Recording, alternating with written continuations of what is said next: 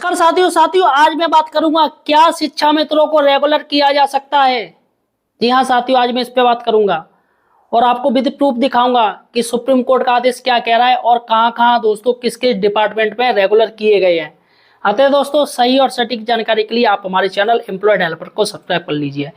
देखिएगा दोस्तों, जो शिक्षा मित्र टेट पास नहीं है, सी टेट पास नहीं, चलेगा, उनको मानदेय दे दीजिए। लेकिन जो शिक्षक जो शिक्षा मित्र अनुदेशक टेट पास है उनको कब रेगुलर किया जाएगा। तो यहाँ पर दोस्तों आज हम बात करेंगे दो तरीके से, एक लीगल और एक अनलीगल। देखिएगा दोस्तों, सबसे पहले हम बात करते हैं कि शिक्षा मित्र कितनी ही संख्या है पूरे यूपी में जो टेट पास है या सी टेट पास है। पहले दोस्तों जो संख्या निकल के आई थी वो निकल के आई थी करीब 60,000 शिक्षा मित्र टेट पास है। देखिएगा साथ में एक आर्टिकल चल रहा है, इसमें साफ साफ कह रहे हैं 60,000 शिक्षा मित्र टेट पास हैं। लेकिन दोस्तों अब जो संख्या निकल के आई है वो आई है 70,000 शिक्षा मित्र सी टेट और टेट पास है। अब दोस्तों क्या इनको रेगुलर किया जा सकता है या नहीं किया जा सकता है, ये भी मैं आपको बात बताऊंगा। देखिएगा दोस्तों, यहाँ पर मैं आपको बता दूं, आपको पता होना चाहिए कि ये जो शिक्षा मित्र है वो संविदा कर्मी है। अब संविदा कर्मियों के लिए सुप्रीम कोर्ट ने एक पॉलिसी बनाई है। वो पॉलिसी क्या मैं आपको बता दूं। देखिएगा साइड से एक आर्टिकल चल रहा है, ध्यान से देखिएगा। सुप्रीम कोर्ट ने हाल ही के कई निर्णयों में कहा है कि जो संविदा कर्मचारी लगातार लंबे समय से आवश्यक कार्य कर रहे हैं उन्हें नियमित किया जाना चाहिए और सरकारें वित्तीय कठिनाइयां या आउटसोर्सिंग का सहारा लेकर कर्मचारियों को नियमित करने से इनकार नहीं कर सकती हैं। सुप्रीम कोर्ट ने यह भी स्पष्ट किया है कि उमा देवी के 2006 के फैसले का दुरुपयोग करके दीर्घकालीन संविदा कर्मियों को उनके अधिकारों से वंचित नहीं किया जा सकता है, बल्कि इसका उद्देश्य अवैध भर्ती को रोकना था, ना कि मेहनती कर्मचारियों को हटाना। मुख्य बिंदु में आपको बात बता दूं दोस्तों, किन किन कर्मचारियों को रेगुलर किया जा सकता है। वैसे सरकार का कहना है, जैसे उत्तराखंड सरकार का कहना है कि जिनको 10 साल हो गए हैं हम उनको रेगुलर करेंगे, चाहे वो शिक्षा मित्र हो, चाहे बिजली कर्मचारी हो, चाहे स्वास्थ्य विभाग हो, चाहे पुलिस विभाग हो, पीआरडी जवान हो, होमगार्ड हो, सभी को 10 साल की सेवा के बाद हम रेगुलर करेंगे। तो देखिएगा लंबी सेवा आवश्यक कार्य, कोर्ट ने जोर दिया है कि यदि कोई संविदा कर्मचारी लंबे समय से एक ही विभाग में आवश्यक और आवर्ती कार्य कर रहा है तो उसे वित्तीय या तकनीकी आधार पर नियमितीकरण से वंचित नहीं किया जा सकता। यानी सुप्रीम कोर्ट कह रहा है कि नियमित उसे करना पड़ेगा अगर काफी समय से एक ही कार्य को बार बार कर रहा है। तो यहाँ पर शिक्षा में तो अनुदेशक जो पढ़ाने का काम कर रहे हैं स्कूल में, तो उनका वो नियमित काम है। उसके बाद देखिएगा यहाँ पर मैं आपको विभिन्न राज्यों की स्थिति बताने जा रहा हूँ कि बिहार की स्थिति क्या है, तमिलनाडु की क्या है, राजस्थान की क्या है और उत्तर प्रदेश की क्या स्थिति है, आखिर क्या नियम चल रहा है उनका संविदा कर्मियों को लेकर। देखिएगा सबसे पहले बिहार सरकार ने संविदा कर्मियों को स्थायी करने की अपनी कोई योजना नहीं होने की अभी बात कही है, यानी बिहार में कोई ऐसी योजना नहीं कि संविदा कर्मियों को स्थायी किया जाए। दूसरी बात है तमिलनाडु, मद्रास उच्च न्यायालय ने आदेश दिया है कि यदि कोई संविदा कर्मचारी 2 साल के भीतर 480 दिनों की सेवा पूरी कर लेता है तो उसे स्थायी किया जा सकता है। यानी तमिलनाडु में ये प्रक्रिया चल रही है, वहां तो सिर्फ 2 साल 5 साल लिए जा रहे हैं और रेगुलर किया जा रहा है।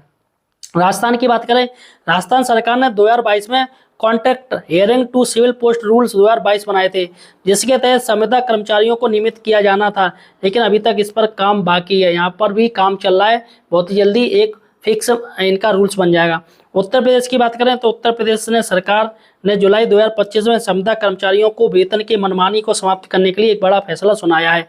और न्यायालयों का निर्णय क्या कहता है, सुप्रीम कोर्ट ने यह भी स्पष्ट किया है लंबी अवधि से काम करने वाले कर्मचारियों को उनके अधिकारों से वंचित नहीं किया जा सकता और उन्हें राहत के लिए न्यायालय का रुख करने का अधिकार है।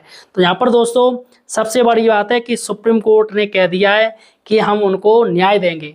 जी हाँ दोस्तों, और कई कई ऐसे फैसले हैं जहाँ पर दोस्तों लोग गए हैं और उनको सुप्रीम कोर्ट ने ही रेगुलर किया। जैसे पीआरडी जवान है जिनको दोस्तों वेतन ही शिक्षा मित्रों से कम मिलता है, वो दोस्तों गए और उनको पीआरडी जवानों को नियमित करने का आदेश दिया गया जो विभाग ने किया।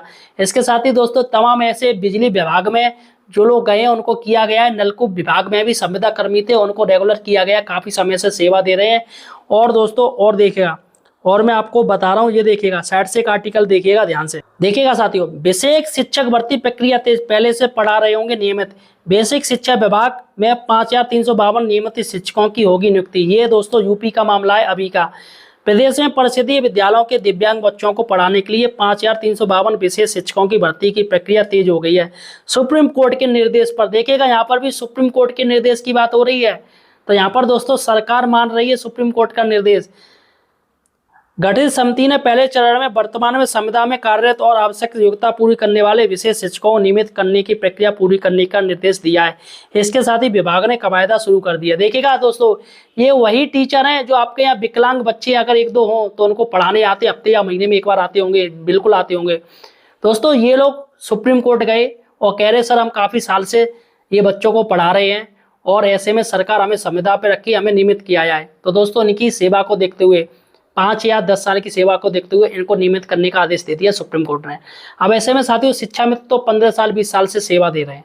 और देखिएगा सुप्रीम कोर्ट द्वारा गठित स्क्रीनिंग समिति हॉल में भी बैठक में यह निर्देश दिया गया कि सभी जिलों के बीएसए व डीएम द्वारा निर्धारित प्रारूप पर संविदा पर कार्यरत विशेष शिक्षकों से आवश्यक वितरण प्रमाण पत्र आयु संबंधी अभिलेख जल्द ले लिए जाए। इस पर विभाग ने अवगत कराया कि 61 जिलों की यह सूचना मिल गई है, 61 जिलों की मिल चुकी है।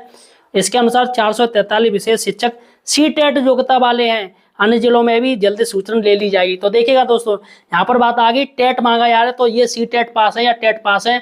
तो ऐसे में दोस्तों शिक्षा मित्र भी हैं जो टेट पास है, सी टेट पास है, तो कायदे में दोस्तों उनको भी संविदा कर्मी है, वो भी नौकरी कर रहे हैं, तो उनको भी रेगुलर किया जाना चाहिए जिस तरीके से ये किए जा रहे हैं। देखिएगा दोस्तों, एक चीज़ और आपको आर्टिकल दिखा रहा हूँ। देखिएगा, शिक्षक बनने का रास्ता साफ, मिली मंजूरी, शिक्षा मित्रों को वेटेज। देखिएगा, शिक्षा मित्रों को टीचर बनने का रास्ता साफ, संशोधित नियमावली जारी, शिक्षा मित्रों को मिला वेटेज का तोहफा। ये उत्तराखंड की न्यूज है दोस्तों। उत्तराखंड में भी शिक्षा मित्र हैं, जैसे यहाँ जो चल रही है स्थिति वैसी उत्तराखंड में चल रही है, कोई ज़्यादा अंतर नहीं है। तो यहाँ पर उत्तराखंड सरकार ने दोस्तों हर भर्ती में शिक्षा मित्रों को वेटेज देने की बात कही है। देखिएगा, संशोधित नियमावली के तहत 31 मार्च 2019 तक कार्यरत शिक्षा मित्रों को भी विशेष लाभ प्रदान किया जाएगा। यानी 31 मार्च 2019 तक जो भी कार्यरत शिक्षा मित्र हैं, और शिक्षा मित्र तो काफ़ी पहले के नियुक्त हैं, उन्हें शिक्षण अनुभव के आधार पर प्रत्येक वर्ष 1 अंक और अधिकतम 12 अंक तक मेरिट सूची में जोड़े जाएंगे। इस प्रावधान से लंबे समय से कार्यरत शिक्षा मित्रों को चयन प्रक्रिया में अतिरिक्त लाभ मिलेगा। देखिएगा दोस्तों, वहाँ पर भी सुपर टेट है, टेट के बाद सुपर टेट होता है, वो उत्तराखंड में भी है, लेकिन उत्तराखंड सरकार ने शिक्षा मित्रों को छूट दे दी है सुपर टेट से। वैसे ही दोस्तों यूपी में भी शिक्षा मित्रों की जो 20 साल की सेवा, 15 साल की सेवा, उसको देखा जाए और सुपर टेट से छूट दिया जाए जो उत्तराखंड सरकार दे रही है, और सिर्फ टेट बेस पर या सी टेट बेस पर ही उनको नियुक्ति किया जाए। क्योंकि दोस्तों जो सरकार जो आरटी एक्ट कह रहा है, वो आरटी एक्ट यही कह रहा है कि शिक्षक टेट होना चाहिए, सी टेट होना चाहिए, सुपर टेट की तो कोई बात ही नहीं है। दोस्तों सुपर टेट तो एक छटनी है, अब ये मान लीजिए एक छन्नी है, क्योंकि ज़्यादा लोग टेट पास कर लेते हैं, भर्ती कम है, वैकेंसी कम है, तो सरकार को मजबूरी में सुपर टेट कराना पड़ा है ताकि छटनी हो जाए। तो यहाँ पर दोस्तों जो पहले से ही कार्यरत हैं तो उनको सिर्फ टेट की जरूरत है, सुपर टेट की जरूरत नहीं है। इसके साथ ही देखिए दोस्तों, एक और सुप्रीम कोर्ट का मैं आदेश आपको दिखाने जा रहा हूँ। कर्मचारियों की सेवाओं का नियमितीकरण, यह मामला 1989 से 1992 के बीच नियुक्त कर्मचारियों से जुड़ा था। सुप्रीम कोर्ट ने उनके पक्ष में फैसला सुनाते हुए सभी की सेवाएं 24 फरवरी 2022 से नियमित मानी जाएंगी, यानी उनको 24 फरवरी 2022 से नियमित कर दिया गया। और ये जो मामला है 1989-1992 के बीच की नियुक्ति, जो भी नियुक्तियां हैं उसका मामला है। अदालत ने राज्य सरकार और उत्तराधिकारी संस्था उत्तर प्रदेश शिक्षा सेवा चयन आयोग को आदेश दिया है कि वे समकक्ष समग्र में नए पद सृजित करें ताकि कर्मचारियों को किसी भी तरह की दिक्कत का सामना न करना पड़े। अदालत ने यह भी कहा है लंबे समय से असुरक्षा की स्थिति में काम कर रहे कर्मचारियों को मानवीय पहलुओं को अनदेखी संविधान के अनुशासन के खिलाफ है। तो यहाँ पर दोस्तों सुप्रीम कोर्ट ने आदेश दिया है कि इन लोगों को एक नई सीटें लाई जाए और उनको रेगुलर किया जाए। लेकिन दोस्तों शिक्षा मित्रों में वैसे भी बेसिक विभाग में काफ़ी ज़रूरत है शिक्षकों की, तो ऐसे में शिक्षा मित्रों को रेगुलर किया जा सकता है। यहाँ पर नई सीटों की ज़रूरत भी नहीं है। देखिएगा और क्या क्या है, सुप्रीम कोर्ट ने सरकारी नौकरियों में लंबे समय से जारी एड हॉकिज्म यानी संविदा कर्मी, अस्थायी और संविदा नियुक्तियों की प्रथा पर तल्ख टिप्पणी करते हुए कहा कि अस्थायी लेवल के तहत नियमित श्रम का निरंतर शोषण जनता का विश्वास कमजोर करता है और यह संविधान द्वारा गारंटी दिए गए समान संरक्षण के अधिकार का उल्लंघन करता है, यानी समान कार्य समान वेतन का उल्लंघन कर रहा है। अदालत ने इस पर नाराजगी जताते हुए साफ किया है कि सार्वजनिक रोजगार की नींव निष्पक्षता, तर्कसंगतता और काम की गरिमा पर टिकी होनी चाहिए, ना कि बजट संतुलन के नाम पर कर्मचारियों पर बोझ डालकर। तो यहाँ पर बजट के नाम पर सरकार हाथ उठा देती कि बजट ही नहीं है। तो यहाँ पर सुप्रीम कोर्ट ने कह दिया है कि पैसे की आप बात मत कीजिएगा। सुप्रीम कोर्ट ने सरकारी नौकरियों में एड हॉकिज्म की प्रथा को असंवैधानिक बताते हुए कहा कि अस्थायी लेवल में श्रम का शोषण जनता के विश्वास को कमजोर करता है। अदालत ने उत्तर प्रदेश शिक्षा सेवा आयोग के कर्मचारियों की सेवाएं 2002 से नियमित करने का आदेश दिया है। तो यहाँ पर दोस्तों ये यूपी का मामला है।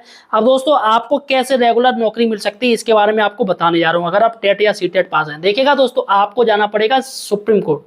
जी हाँ साथियों, यहाँ पर दोस्तों आपके पास दो फायदे हैं। एक तो आपको काफ़ी समय हो गया है आप काम कर रहे हो, और दूसरा है दोस्तों आप टेट या सीटेट पास हैं जो आरटी नियम को पूरा करता है। देखिएगा दोस्तों, यहाँ पर किसी ने क्वेश्चन पूछा है वकील से। सवाल है, मैं आपको पढ़ के सुना रहा हूँ। संविदा कर्मचारी नियमितीकरण का दावा कैसे कर सकता है। देखिएगा सवाल, मैं एक सरकारी प्रशिक्षण संस्थान में स्वीकृत पद पर 2 वर्ष के अनुभव के आधार पर 3 वर्ष की निरंतर सेवा से कार्यरत हूँ। यानी 2 वर्ष का एग्रीमेंट था लेकिन 3 साल हो गए उसे। मेरे साथ इन संस्था में 40 से अधिक कर्मचारी काम कर रहे हैं। प्रश्न यह है कि नियमितीकरण का दावा करने के लिए मुझे क्या करना चाहिए। यानी ये रेगुलर होना चाह रहा है। हमें सक्षम प्राधिकारी के साथ सरकार के साथ सीधे नियुक्त किया जाता है, जिसके बाद नियमित भर्ती प्रक्रिया आदि होती है। कृपया मुझे सलाह दीजिए। तो ये देखिएगा वकील साहब क्या कह रहे हैं। ये दिल्ली कोर्ट के सुप्रीम कोर्ट के वकील हैं। ये कह रहे हैं आपको नियमितीकरण के लिए केस या रिट दायर करनी होगी। यदि अदालत विचार करती है तो आपको अपने पक्ष में आदेश मिलेगा। आप सभी 40 कर्मचारियों को एक साथ फाइल करनी है। सभी दस्तावेजों के साथ आप हमारे साथ अपॉइंटमेंट लें, हम आपके लिए आगे बढ़ेंगे। तो देखिएगा दोस्तों, यहाँ पर उत्तराखंड सरकार ने भी दोस्तों आदेश दे दिया है। उत्तराखंड में वैसे तो दैनिक वेतन कार्य प्रभावित संविदा निमित्त अंशकालीन और तदर्थ रूप से काम कर रहे कर्मचारियों के लिए नियमितीकरण की नियमावली पहले से बनाई गई थी। साल 2011 में इसके लिए नियमावली के तहत कर्मचारियों को सरकारी नौकरी में पक्का करने का रास्ता खोला गया है। इस नियमावली के लिहाज से 10 साल की सेवा पूरी करने वाले ऐसे कर्मचारियों को सरकारी सेवा में स्थायी करने का नियम है। लेकिन नियमावली को अतिक्रमित करते हुए साल 2013 में एक और नियमावली तैयार की गई है। इसमें 5 साल की सेवा पूरी करने वाले कर्मचारियों को नियमित करने का नियम जोड़ा गया है। तो यानी कि दोस्तों उत्तराखंड सरकार ने 10 साल की जगह घटा के 5 साल कर दिया है। यानी कि किसी को 5 साल नौकरी हो गई, वो संविदा कर्मी चाहे कोई भी हो, उसको रेगुलर कर दिया जाएगा।